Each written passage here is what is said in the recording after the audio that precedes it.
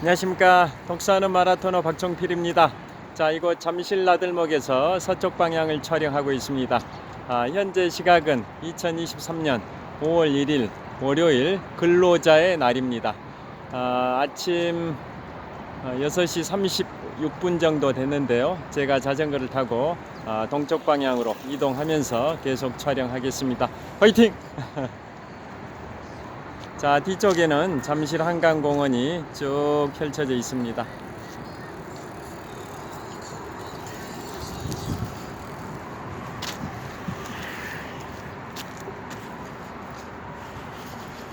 자, 잠실 나들목 간판이 보입니다.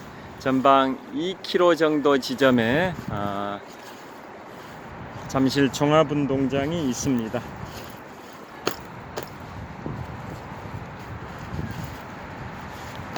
자, 이동하겠습니다.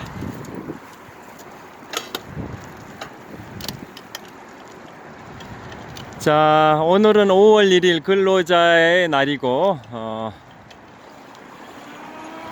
오늘 휴무인 직장인들도 있습니다. 자, 오늘은 제가 가다 보면 한강 자전거길 곳곳에 현수막이 붙어 있었는데요. 지금은 철거됐는지 불분명하긴 합니다만은 어떤 현수막이냐면 한 일주일 전부터 게시되어 있었던 것 같은데요. 현수막의 내용은 4월 29일 토요일에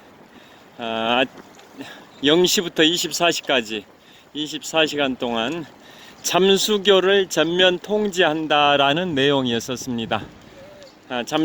잠수교는 이곳 잠실대교에서 전방 150m 지점이 잠실대교인데요. 잠실대교에서 서쪽으로 약 10.5km 지점에 있는 다리가 반포대교고, 반포대교 1층 다리가 잠수교입니다. 자, 반포대교는 다리가 2층 다리 형태인데요. 1층 다리가 잠수교고 2층은 일반 다리입니다. 자, 그래서 오늘이 5월 1일이니까 4월 29일이면 딱 이틀 전인데요. 이틀 전에 잠수교를 24시간 동안 전면 통제한 이유가 있습니다. 오늘 아침에 인터넷 기사에 떴는데요. 퀴즈를 내드리겠습니다. 작년 말 기준 세계 최대 부자가 누굴까요? 세계 최대 부자 부호 1위, 랭킹 1위. 재작년에 일론 머스크 테슬라 회장이 재작년에 1위였는데요. 작년에 1위는 그 테슬라의 일론 머스크 회장을 제치고 세계적인 럭셔리 그룹 루이비통의 베르나르 아르노 회장이 작년 세계 부자 1위라고 합니다. 최근에 이제 프랑스에서 연금개혁 반대 파업이 발생이 되면서 격렬한 시위가 있을 때도 그때 시위대들이 루이비통의 베르나르 아르노 회장의 자택 주변을 에워싸면서 시위를 벌이기도 했는데요. 즉 부자들한테 세금을 많이 걷어가지고 일반 서민을 도와줘야 된다. 프랑스 일반 국민들의 정년을 62세에서 64세로 연장시키는 조치, 연금개혁은 반대한다. 뭐 그런 내용의 시위들이 한 달쯤 전에 격렬하게 있었지 않습니까? 그 바로 세계적인 명품 브랜드 루이비통의 회장 베르나르 아르노 회장이 작년 말 기준 세계 부호 랭킹 1위였는데요. 그 루이비통에서 이틀 전 4월 29일 토요일 저녁 8시부터 잠수교를 전면 통제하고 한국에서 루이비통 역사상 한국에서 최초로 패션쇼를 했습니다. 패션쇼. 그것 때문에 잠수교를 전면 통제했는데요. 자, 이틀 전 4월 29일 토요일 저녁 8시부터 잠수교 다리 길이가 795m입니다. 795m 다리를 전면 통제하고 그날 0시부터 24시까지 24시간 동안 전면 통제를 했는데 패션쇼는 저녁 8시부터 진행이 됐었습니다. 특정 회사가 패션쇼를 한다라는 이유로 일반 대중들이 이용하는 다리를 전면 통제할 수 있냐 이런 논란이 있을 수는 있는데요. 왜 그렇게 통제를 했냐면 올해가 이제 한국 방문의 해입니다. 한국관광공사가 정한 2023-2024 한국 방문의 해. 다시 말씀드립니다. 한국관광공사가 정한 2023-2024 한국 방문의 해가 올해부터 내년까지입니다. 그래서 그러한 공익성이 있다 보니까 한국 방문을 이제 좀 홍보하기 위해서 세계 랭킹 1위 럭셔리 그룹인 루이비통의 패션쇼를 한국에서 개최를 한 거였었습니다. 아무래도 이제 세계 최고의 럭셔리 그룹인 루이비통이 한국에서 패션쇼를 하는 장면이 전 세계 언론에 홍보가 되면 한국을 찾는 방문 관광객들이 많이 늘지 않겠냐, 그런 공익성이 있었기 때문에 그런 패션쇼를 허가를 해 줬다고 합니다.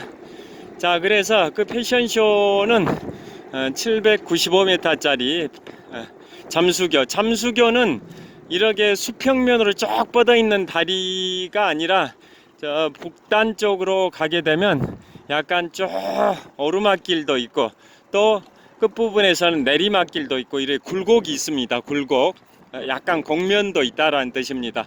제가 달리고 있는 한강 자전거 길이나 일반 한강 다리처럼 수평면으로 쭉 평면으로만 뻗어 있는 게 아니라 잠수교의 남쪽 지역에서 중간까지는 수평면이지만 북쪽으로 향할수록 약간 곡면으로 처리된 부분이 있습니다. 그래서 약간 직선미와 곡선미가 결합된 다리가 잠수교인데요.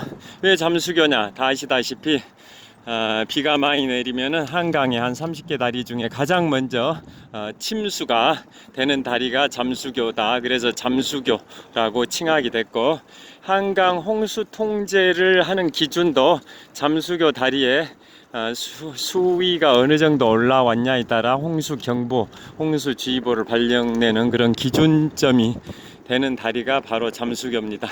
그래서 그 잠수교에서 열린 세계 최고의 럭셔리 그룹 루이비통의 패션쇼가 루이비통이 한국에서 패션쇼를 하기는 처음이라고 합니다. 루이비통이 한국에서 최초로 패션쇼를 했는데요. 뭐 우리나라 4대 백화점 대표께서도 다 참석을 하셨고 1600명 정도의 관람객들이 참석을 했답니다. 4대 백화점 하면 롯데백화점, 현대백화점, 신세계백화점, 갤러리아 백화점 총 4개 백화점의 대표들도 참석하고 총 1600명이 참석을 했는데요. 일본 그 잠수교의 그 다리의 도로면을 런웨이로 패션쇼 할 때 모델들이 걸어다니는 그 길이죠. 그걸 런웨이라고 하는데요. 잠수교의 도로면을 런웨이로 활용해 가지고 패션쇼를 화려하게 펼쳤다고 합니다. 그래서 1번 모델은, 첫 번째 모델은 바로 누구냐? 영화 오징어 게임을 영화로 보냐 드라마로 보냐 뭐 논란이 있는데 드라마로 보는 것 같습니다. 드라마로.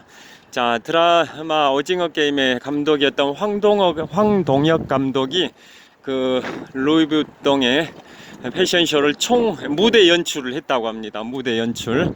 그 다음에 그 오징어 게임에 나오는 그 배우가 정호연 씨가 있는데요. 정호연 씨는 루이비통의 대표 모델이기도 하고 드라마 오징어 게임에서 열연을 하기도 했는데요.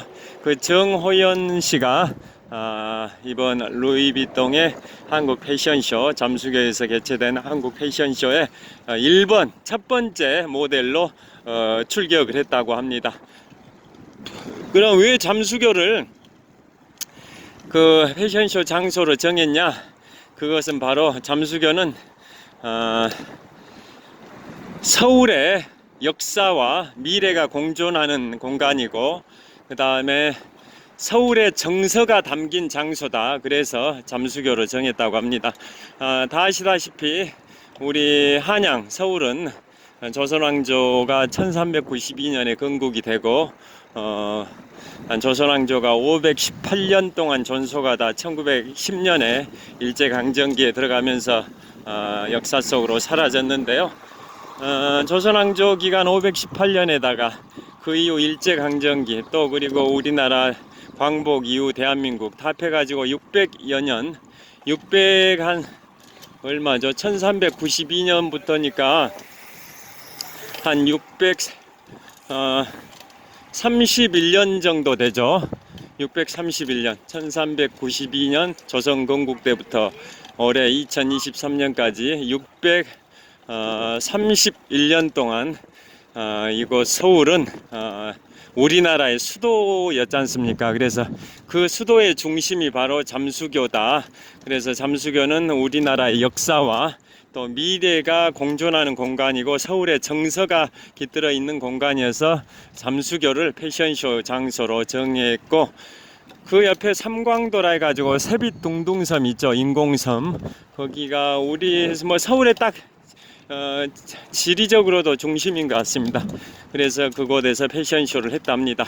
그 다음에 한편으로는 오늘이 5월 1일인데요. 5월 16일 5.16 군사 쿠데타 발생한 날이죠. 기념일이죠. 기념일이라기보다는 그런 게 발생한 날이 5월 5.16 1961년 5.16 군사 쿠데타가 발생이 됐지 않습니까? 앞으로 15일 후인 5.16에는 5월 16일에는 경복궁 근정전에서 구찌, 세계적인 명품 브랜드 구찌에서 또 패션쇼를 한다고 합니다. 구찌에서 그런 식으로 우리 문화재를 좀 홍보하는 역할도 할 것 같습니다. 그 다음에 현재 경복궁 근정전에서는 세종 1446이 뮤지컬이 펼쳐지고 있다는 거 아실 겁니다. 뮤지컬 세종 1446, 그게 무슨 뜻이냐?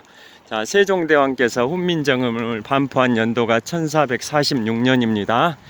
1443년에 훈민정음을 창제했지만은 양반들이 한자를 써야 되지 어떻게 한글을 쓸 수 있냐라고 강력히 반대하는 바람에 3년 동안 반포가 늦춰지다가 1446년에 훈민정음이 반포가 됐는데요.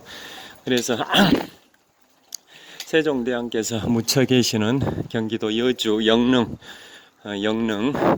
그 여주 IC 고속도로, 영동고속도로 통과해 가지고 여주 IC에 진입하자마자 훈민정음 1446이라고 적혀 있습니다.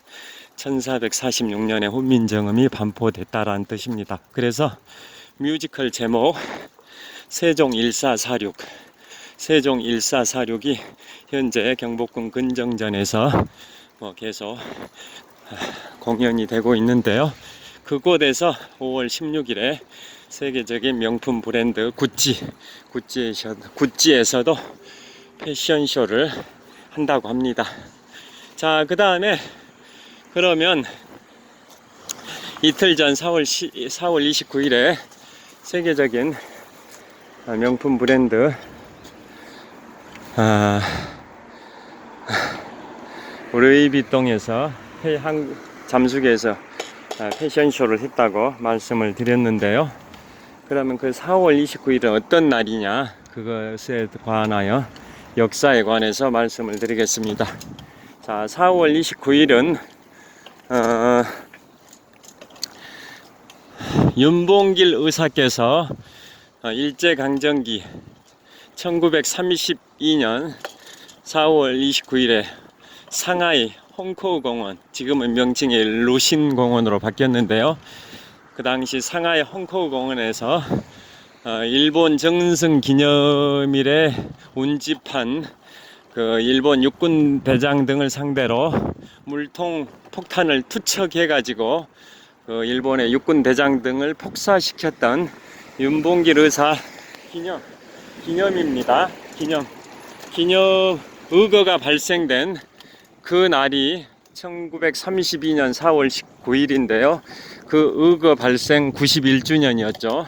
이틀 전이 윤봉길 의사 의거 발생 91주년이었습니다. 자, 그러면 윤봉길 의사의 의거와 안중근 의사의 의거에 관하여 간단히 말씀드리겠습니다. 자, 여러분들 그거 말씀드리기 전에 의사와 열사의 차이가 뭘까요?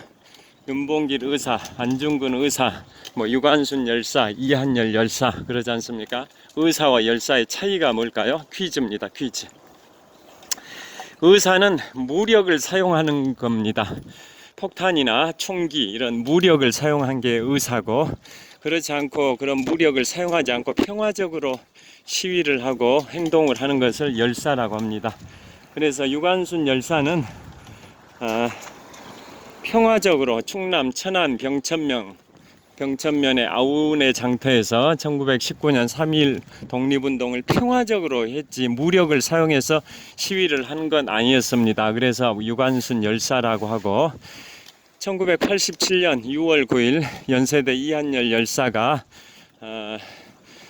시위 도중에 경찰이 쏜 직격탄 체류탄을 맞고 돌아가셨는데요. 그때도 이 연세대 이한열 열사는 무력을 사용해서 시위를 한 게 아니라 평화적으로 시위를 하고 있었는데 경찰이 쏜 체류탄 직격탄이 얼굴을 맞아서 사망했지 않습니까? 그래서 이한열 열사입니다.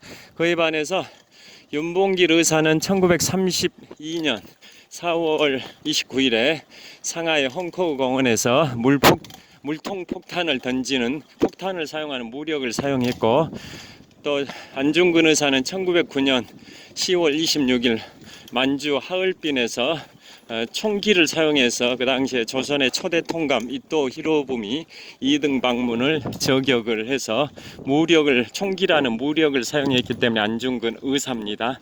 여하튼 우리 민족의 영웅이신 윤봉길 의사와 안중근 의사에 관해서 간단히 말씀드리면, 자, 윤봉길 의사께서는 1932년 4월 29일에 그러게 물통 폭탄과 도시락 폭탄 두 개를 준비를 해 가셨는데요.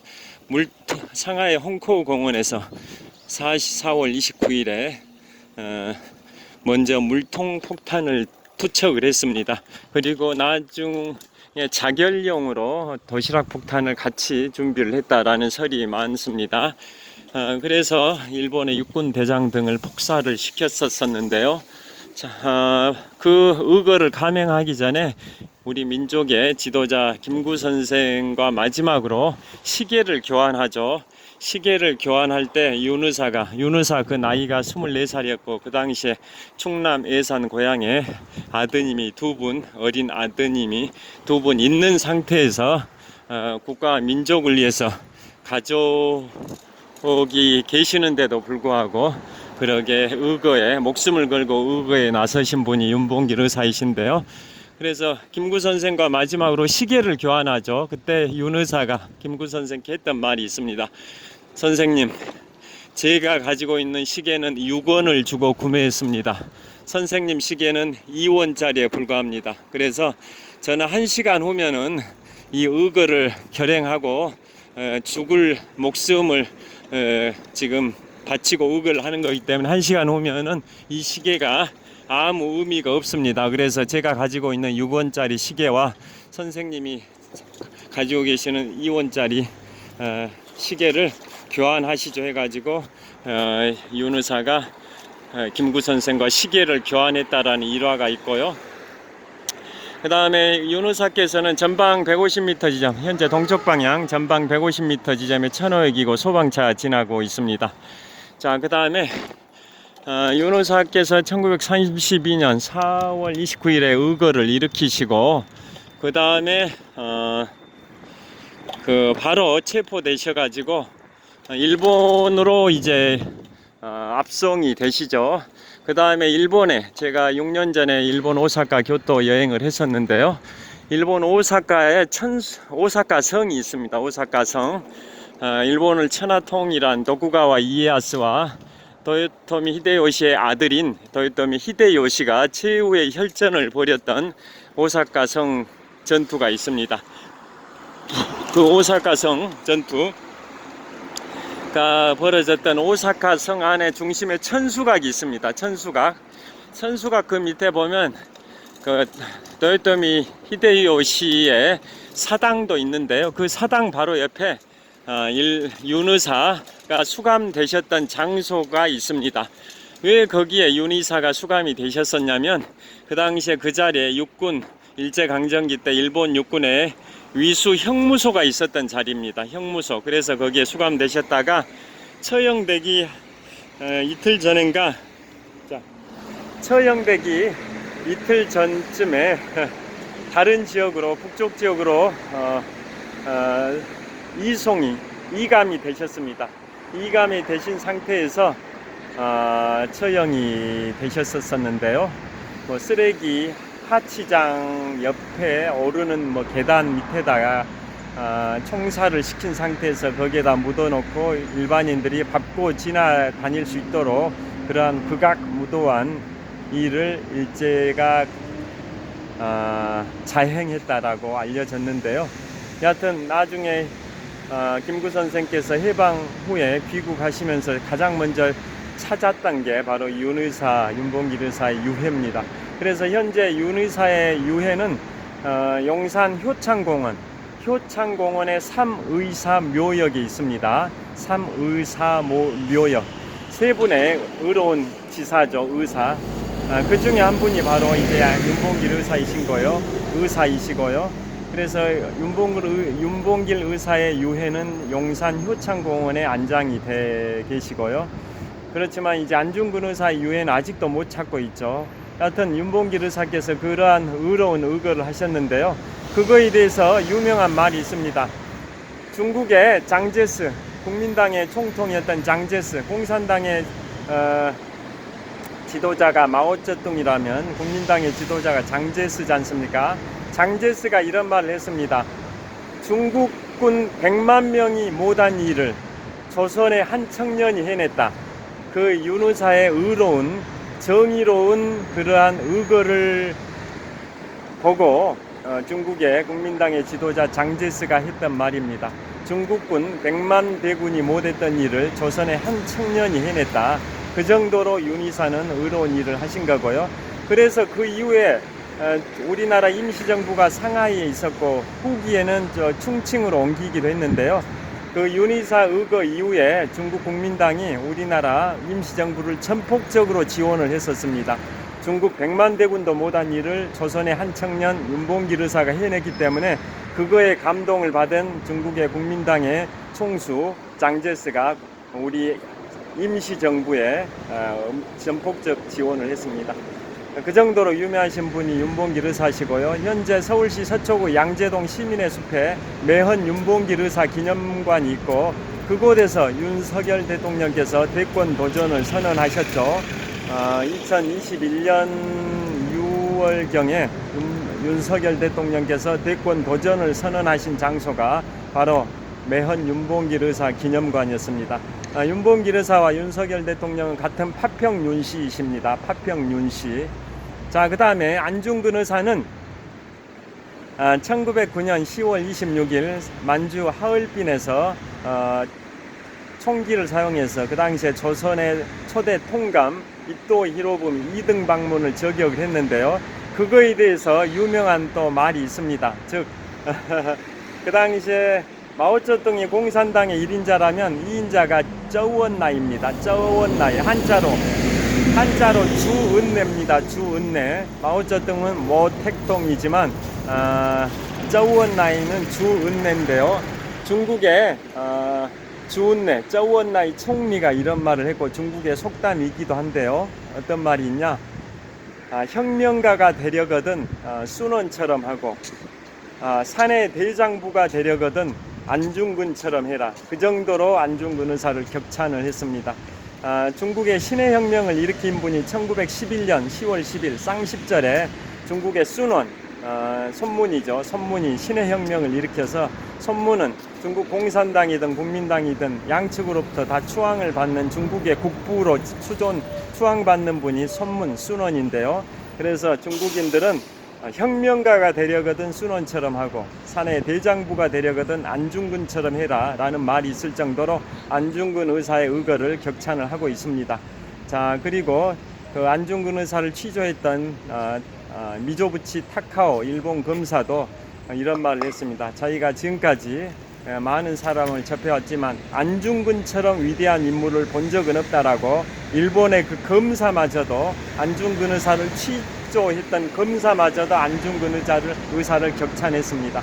여하튼 그 정도로 윤봉길 의사와 안중근 의사는 우리 민족의 위대한 영웅이신데요. 윤봉길 의사는 1932년 4월 29일에 의거를 하고 8개월 후인 12월 19일에 총살 당하셔서 순국을 하셨고요. 윤봉길 의사 그렇습니다. 윤봉길 의사가 1932년 4월 29일에 의거를 하고 8개월 후인 12월 19일에 총살을 당하시고 순국을 하셨고, 그 다음에 안중근 의사는 1909년 10월 26일에 의거를 하시고 정확하게 5개월 후인 1910년 3월 26일에 교수형으로 목을 매달는 처형을 교수형이라고 하지 않습니까? 3월 26일에 교수형으로 처형을 당하셨습니다. 여하튼 우리 민족의 영웅 윤봉길 의사와 안중근 의사에 관하여 말씀드리겠습니다. 자, 시청해 주셔서 감사합니다. 오늘 2023년 5월 1일 월요일 근로자 날입니다. 그리고 가정의 달이자 계절의 여왕 5월이 시작되는 날입니다. 행복한 즐거운 보람찬 뜻깊은 5월 보내시길 빌겠습니다. 시청해 주셔서 감사합니다. 화이팅!